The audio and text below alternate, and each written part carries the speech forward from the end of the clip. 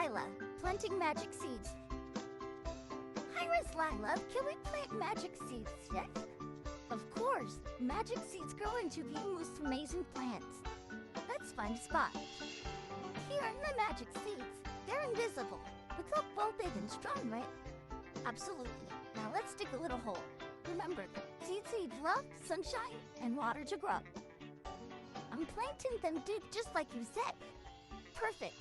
Now sprinkle some sunshine and water them gently. Look, Miss Lila, my magic seeds are growing already. Oh, I see tiny leaves sprouting. Keep watering them every day, Cammy. Soon, we'll have a magical flower or maybe even a rainbow tree. Yay! Thank you, Miss Lila. Great job, little gardeners. With love, water, and hard work, anything can grow. See you next time. Bye-bye.